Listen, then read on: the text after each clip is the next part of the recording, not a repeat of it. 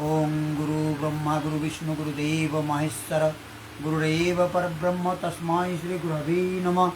ओम नमो भगवते वासुदेवाय। श्रीमद्भागवत गीता যথাযথ গীতা पंचम अध्याय अथ श्लोक नम्बर 17। तद्बोधयस्तदात्मनस्तनिष्ठास्तत्परायणा गच्छन्त पुनरावृत्तिं জ্ঞাননির্ধূতকল্মষা।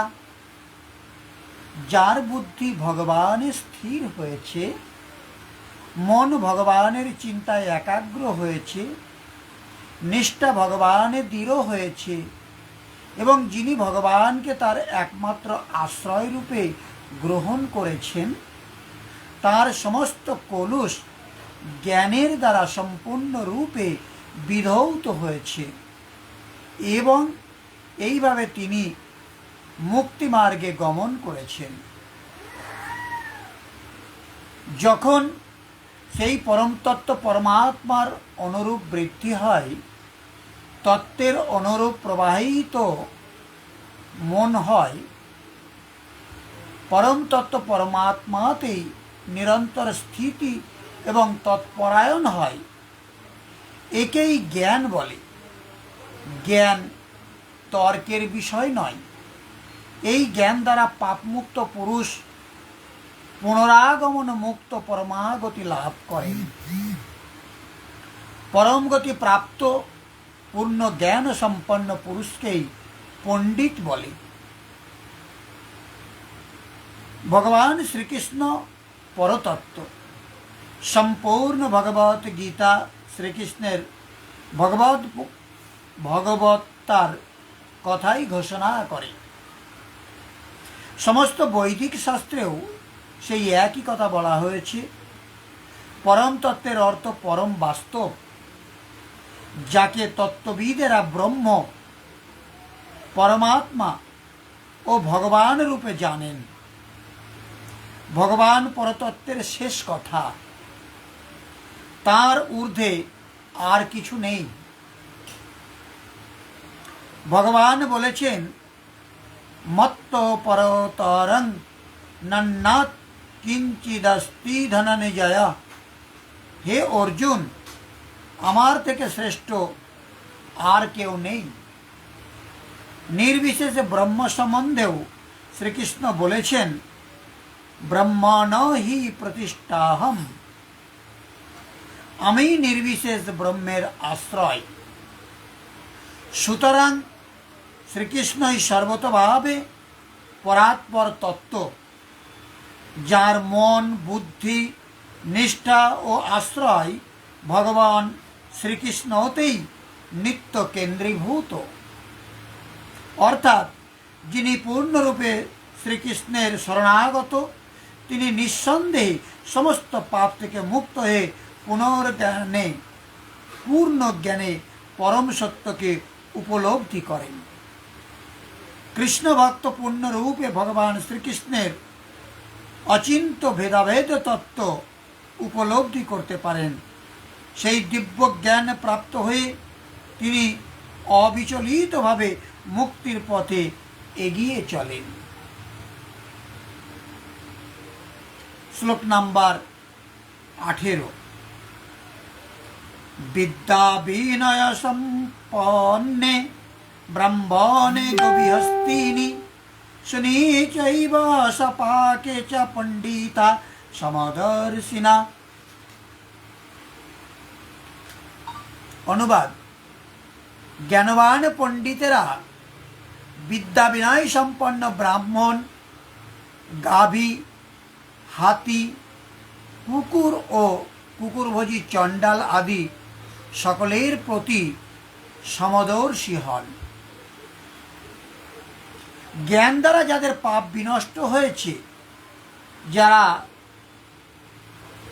অপুনরাবর্তী পরমাগতি লাভ করেছেন, এইরূপ জ্ঞানীগণ বিদ্যা বিনয় সম্পন্ন ব্রাহ্মণ এবং চণ্ডালে, গরু, কুকুর ও হাতিতে কোনো ভেদ দেখেন না। তাদের দৃষ্টিতে বিদ্যা বিনয় সম্পন্ন ব্রাহ্মণে কোনো বিশেষত্ব হয় না এবং চণ্ডালের প্রতি কোনো হেয়ভাব হয় না। তাদের দৃষ্টিতে গাভী ধর্ম নয়, কুকুর অধর্ম নয় এবং হাতির মধ্যেও কোনো বিশেষত্ব নেই। এইরূপ পণ্ডিত জ্ঞাতাগণ সমদর্শী এবং সমবর্তী হন। মানে তাদের মধ্যে, হাতির মধ্যেও যে আত্মা রয়েছে, একটা পিঁপড়ের মধ্যেও সেই সমান আত্মাই রয়েছে। ব্রাহ্মণের মধ্যে যে আত্মা রয়েছে, একজন চণ্ডালের প্রতিও সেই আত্মাই রয়েছে, একটা কুকুরের অন্তরে সেই আত্মাই রয়েছে।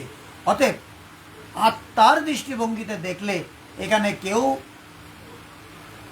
বড় কেউ ছোট নয় এবং কেউ শ্রদ্ধেয় কেউ অশ্রদ্ধেয় নেই, সকলেই সমান। তাদের দৃষ্টি চর্মে নয়, মানে শরীরের উপর নয়, দেহের উপর নেই, আত্মাতে পড়ে। পার্থক্য কেবল এতটাই, বিদ্যাসম্পন্ন স্বরূপের কাছে হন এবং বাকি যারা তারা কিছু দূরে থাকে। বিদ্যা বিনয় সম্পন্ন স্বরূপের কাছে হন এবং বাকিরা তারা কিছুটা দূরে থাকে। কেউ এক স্তর উপরে, কেউ এক স্তর নিচে থাকে। দেহটা তো বস্ত্র মাত্র। তাদের দৃষ্টি বস্ত্রকে গুরুত্ব দেয় না, বরং তাদের হৃদয়ে স্থিত আত্মাতে পড়ে। তাহলে কে কি পোশাক পরেছে তার উপর নির্ভর করে না সে মানুষটা কেমন। তাই পোশাকের ভিতরের মানুষটা কেমন সেটা জানতে হবে। বাহ্যিক দৃষ্টিতে আমরা যেমন কে ছেঁড়া কাপড় পরেছে আর কে দামি কাপড় পরেছে, এর উপর মানুষের চরিত্র নির্ভর করে না। হতে পারে একজন গরিব মানুষ ছেঁড়া কাপড় পরেছে, সে চরিত্রবান, আবার একজন খুব সুন্দর দামি কাপড় পরেছে, সে অসৎ চরিত্রবান, হতেই পারে এটা। তেমনি এই কাপড় যেমন হচ্ছে আমাদের দেহের বস্ত্র, তেমনি দেহটা হচ্ছে আমার অন্তরাত্মার বস্ত্র। তাহলে বস্ত্রের উপর নির্ভর করে না ব্যক্তি কেমন। তাহলে আত্মাটার বস্ত্র যদি দেহটা হয়, দেহটা কালো না ফর্সা, সেটা ব্রাহ্মণ না শূদ্র, এদিকে কাজ নেই।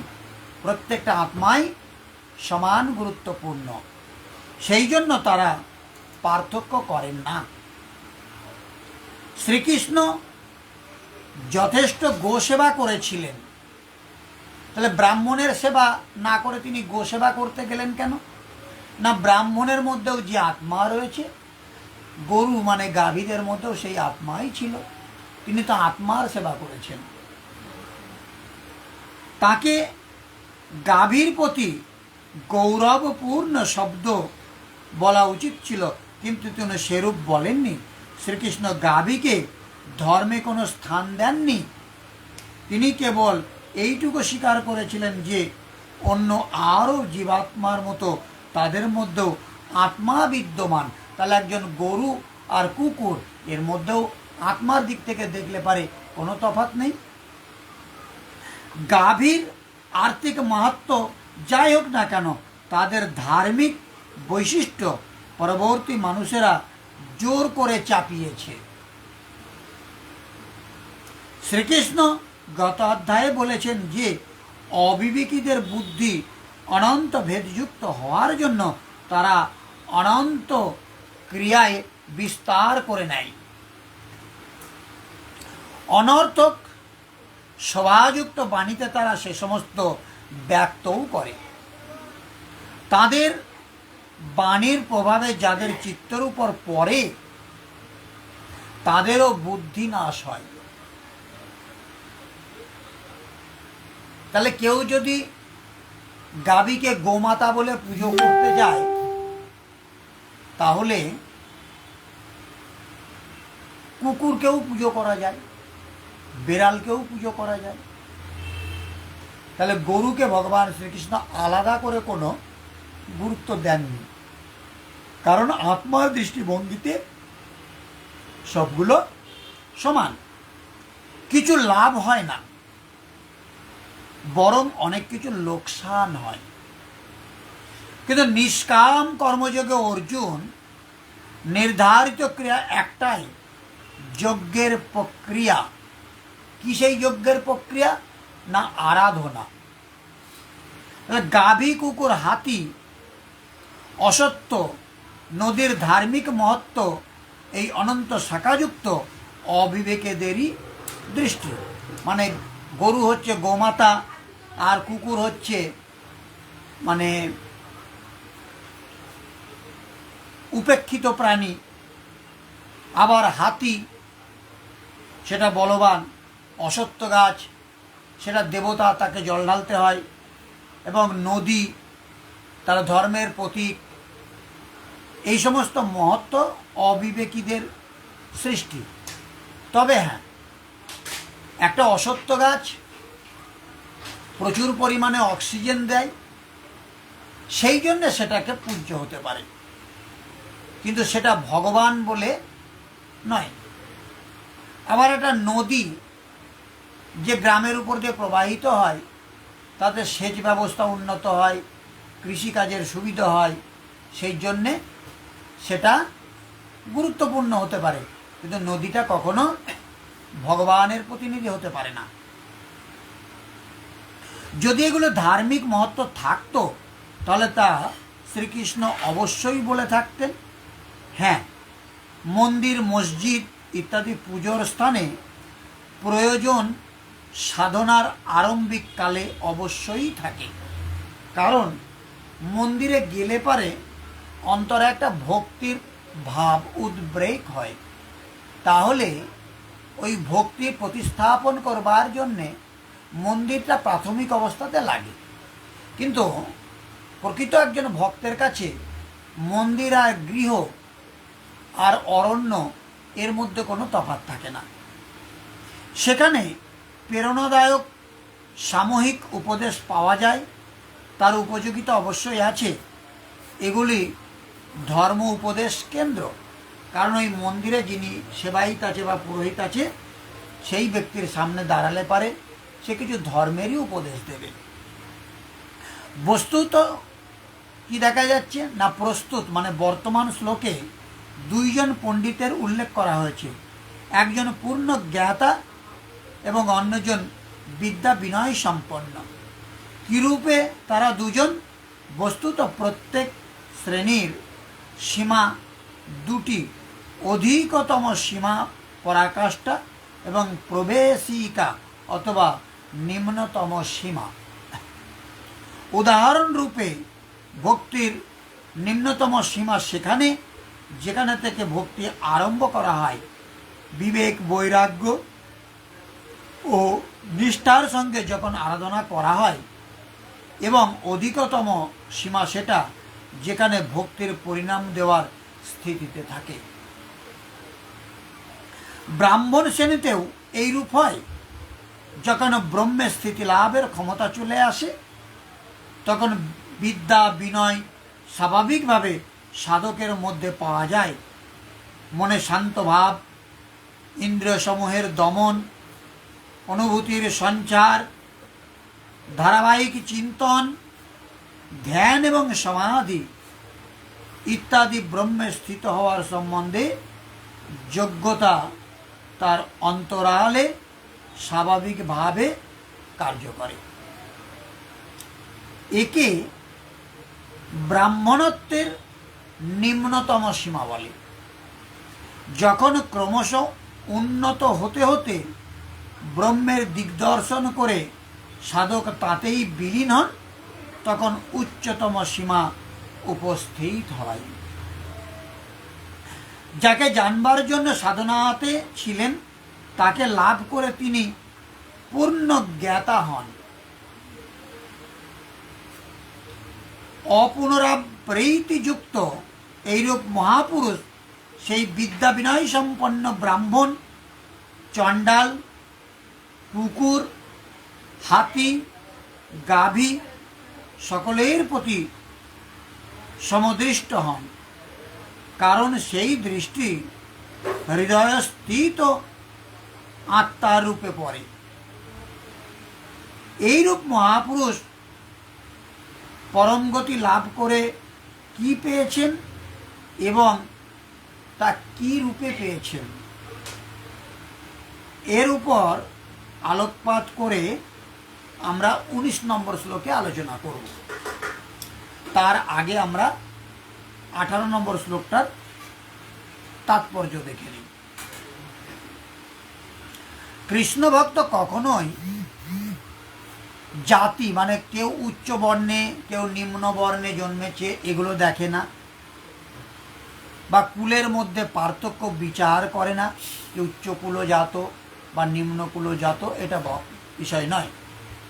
কিবা বিপ্র কিবা ন্যায়াসী, শূদ্র কেন নয়, যেই কৃষ্ণ তত্ত্ববেত্তা সেই তো গুরু হয়।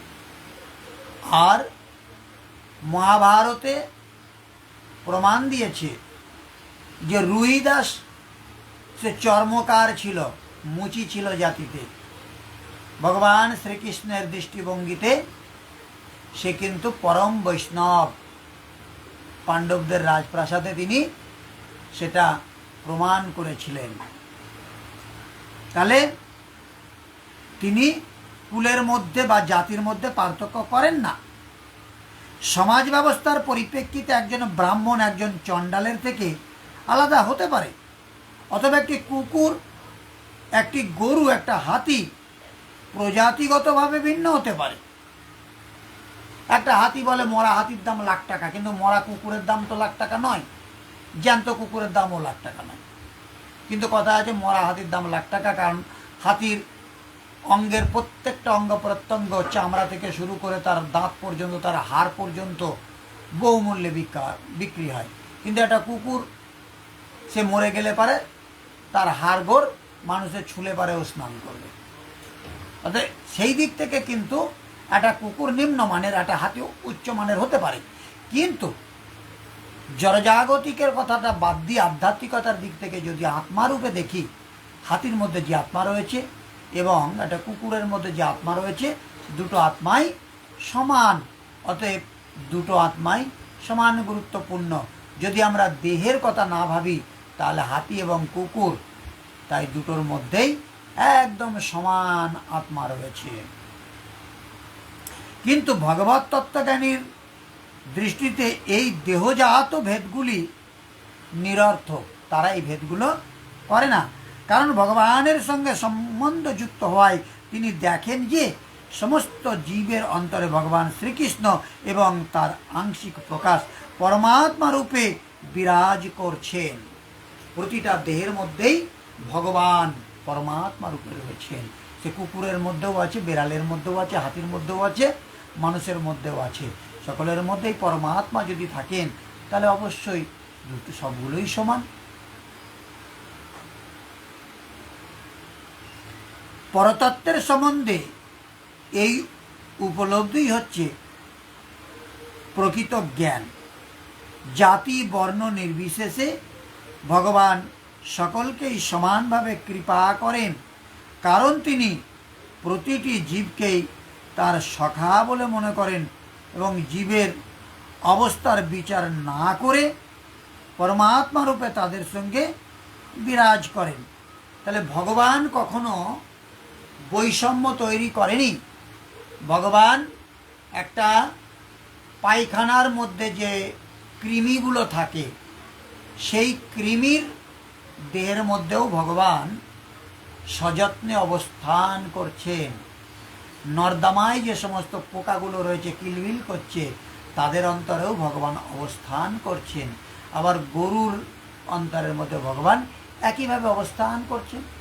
তাহলে ভগবানের উপস্থিতি হিসাবে যদি আমরা গরুকে মনে করি গোমাতা, তিনি পূজ্যপাদ, তাহলে পারে পায়খানার কৃমি আর নর্দমার পোকাগুলো তারা কি দোষ করলো? তাদের মধ্যে একই তো পরমাত্মার সত্তা রয়েছে। তাহলে কোনো একজন জ্ঞানী ব্যক্তি এটা প্রভেদ তৈরি করেন না। চণ্ডাল এবং ব্রাহ্মণের দেহ ভিন্ন হলেও ভগবান তাদের উভয়ের সঙ্গেই পরমাত্মা রূপে বিরাজ করেন। জড় প্রকৃতির ভিন্ন ভিন্ন গুণের প্রভাবে জড়দেহের সৃষ্টি হয়, কিন্তু দেহ মধ্যস্থ জীবাত্মা ও পরমাত্মা একই চিন্ময় গুণসম্পন্ন। গুণগতভাবে এক হলেও জীবাত্মা এবং পরমাত্মার আয়তন ভিন্ন।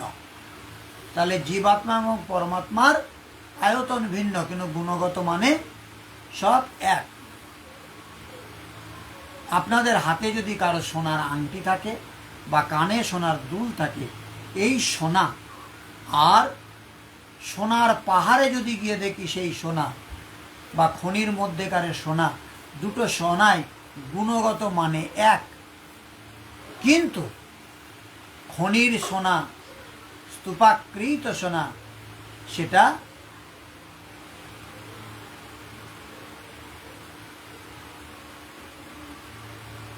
আয়তনগতভাবে সেটা অনেক, আকারে অনেক, কিন্তু গুণগতভাবে একটা মায়ের নাকে ছোট্ট নাকছাবিটার মধ্যেও যে গুণসম্পন্ন সোনা, সোনার খনিতে অনেক সোনাটাও সেই একই গুণসম্পন্ন। তেমনিভাবে আপনার হৃদয়ের মধ্যে যে পরমাত্মার সত্তা রয়েছে, তার যা গুরুত্ব, এবং ভগবান পরম আত্মা একই গুণসম্পন্ন। তাহলে আত্মা এবং পরমাত্মা অভেদ্য, একই বিষয়বস্তু, কিন্তু পরমাত্মা বিরাট আর আত্মা হচ্ছে ক্ষুদ্র। কারণ স্বতন্ত্র জীবাত্মা কেবল একটি দেহেই থাকতে পারে। আমার যেটা জীবাত্মা রয়েছে সেটা একটা দেহ, মানে আমার দেহেই থাকতে পারছে, আপনারটা আপনার দেহেই থাকতে পারছে। কিন্তু পরমাত্মা যিনি, তিনি প্রতিটা দেহেই বিরাজমান। আমি একই সাথে আমার আত্মাটা একটা বিড়ালের মধ্যে, একটা কুকুরের মধ্যে, একটা গাভীর মধ্যে, একটা হাতির মধ্যে, একটা জিরাফের মধ্যে, একটা পাখির মধ্যে রাখতে পারি না। আমরা জীবাত্মা ক্ষুদ্র, কিন্তু পরমাত্মা বিরাট। তিনি একইভাবে 84 লক্ষ জীবের মধ্যে তিনি একইভাবে বিরাজ করছেন। কৃষ্ণ ভাবনাময় ভাবই তো কৃষ্ণ ভক্ত এই তত্ত্ব সম্বন্ধে সম্পূর্ণ রূপে অবগত। তাই তিনি প্রকৃত জ্ঞানী এবং সমদৃষ্টি সম্পন্ন। জীবাত্মা এবং পরমাত্মার সাদৃশ্য হচ্ছে যে উভয়ই সচ্চিদানন্দময়, আর তাদের বৈসাদৃশ্য হচ্ছে যে জীবাত্মা অনুচৈতন্য এবং পরমাত্মা সর্বদেহে বিরাজমান বিভু চৈতন্য। যেটা আমি অনেকবার বলেছিলাম যে আপনার বাড়িতে রাখা ছোট্ট ঘটিতে গঙ্গা জল আর গঙ্গা নদীতে প্রবাহিত গঙ্গার জল দুটোই গুণগতভাবে এক। পার্থক্য শুধু আপনার আমার ঘটিতে গঙ্গার জলের মধ্যে নৌকা চলবে না, আর গঙ্গা নদীর মাঝে যে গঙ্গা জল রয়েছে সেখানে নৌকা স্টিমার সেটা চলাফেরা করবে। শুধু বিরাট আর ক্ষুদ্র, এই তফাৎ, আর কোনো তফাৎ নেই। আজ আমরা এই পর্যন্ত রাখলাম। আগামী দিনে আমরা 19 নম্বর শ্লোক থেকে আলোচনা শুরু করব। ওম সর্বে ভবন্তু সুখিনঃ, সর্বে সন্তু নিরাময়া, সর্বে ভদ্রাণি পশ্যন্তু, মা কশ্চিৎ দুঃখভাগ ভবেৎ। ওম শান্তি শান্তি শান্তি। সমস্ত মানুষ সুখী হোক, সমস্ত মানুষ রোগমুক্ত হোক, সমস্ত মানুষকে আমি দেখতে চাই তারা যেন কোনো দুঃখ ভোগ না করে। হরে কৃষ্ণ। যদি কেউ সদিচ্ছাভাবে নিজের বাড়িতে ভাগবত আলোচনা করতে চান বা করাতে চান, আমার সাথে যোগাযোগ করতে পারেন। আমি কারোর বাড়িতে গিয়ে দাবিহীনভাবে ভাগবত আলোচনা করব। শুধু আমাকে 1 সপ্তাহ আগে করতে হবে। হরে কৃষ্ণ।